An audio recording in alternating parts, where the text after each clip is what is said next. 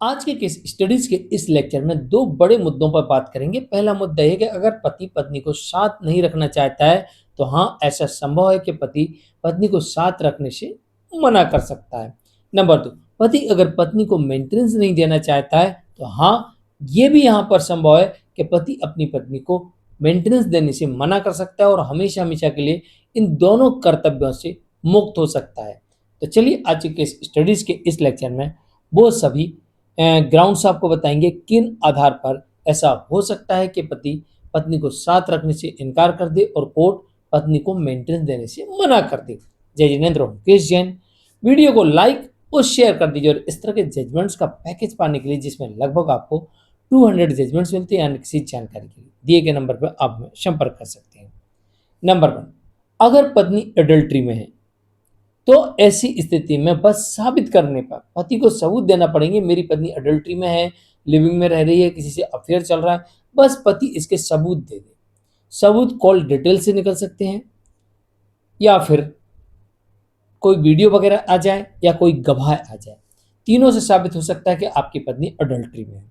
और अडल्ट्री साबित होने पर अब आपको पत्नी को साथ नहीं रखना है, इनकार कर सकते हैं, बिल्कुल कर सकते हैं। अगर आपको पत्नी को मेंटेनेंस नहीं देना है तो आप कोर्ट में कह सकते हैं कि हुजूर पत्नी अडल्ट्री में है इसलिए मेंटेनेंस नहीं दिया जाए, और कोर्ट पत्नी को मेंटेनेंस देने से इनकार कर सकती है। तो दोनों दायित्वों से पति यहाँ पर मुक्त हो सकता है।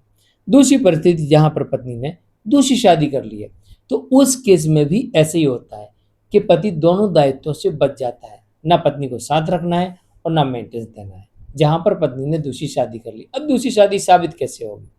कोई लीगल दस्तावेज यानी सरकारी दस्तावेज मिल जाए जिससे साबित होता है। दूसरा, कोई गवाह मिल जाए जो गवाही दे सके, बता सके कि हाँ इनकी शादी कहाँ कहाँ हुई थी और किसके साथ हुई है, कहाँ से हुई है, किसके साथ हुई है, सब सारी जानकारी कोर्ट को दे सके।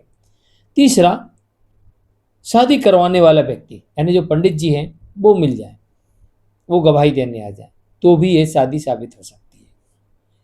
तो दूसरी शादी आपको इस तरीके से साबित कर सकती है। नंबर 3, क्रूरल्टी के ग्राउंड पर अगर आप कोर्ट में साबित कर देते हैं कि आपकी पत्नी आपके साथ क्रूरता करती है, जिस दिन से आपने शादी की उस दिन से आपका जीना हराम हो गया, आपके परिवार में अशांति फैल रही है और वो आपका जीना हराम करके रखी है, मारती है, पीटती है, कूटती है, मेंटल तौर पर आपको टॉर्चर करती है या फिर आपको छोड़ के चली जाती है, कहीं भी चली जाती है, कई प्रकार से आपको टॉर्चर कर सकती है। अगर ऐसा आप कोर्ट में साबित करने में सफल होते हैं, ऐसा आपकी पत्नी आपके साथ कर रही है और साबित करने में सफल होते हैं, तो आप यहाँ पर फिर मेंटेनेंस से और साथ रखने दोनों से बच सकते हैं। बिना किसी कारण के आपकी पत्नी अलग रह रही है, आपको साबित करना पड़ेगा मेरी कोई गलती नहीं है, और पत्नी को यह साबित करना पड़ेगा वो किस कारण से अलग रह रही है। अगर वो साबित नहीं कर पाएगी कोई कारण है तो फिर आपको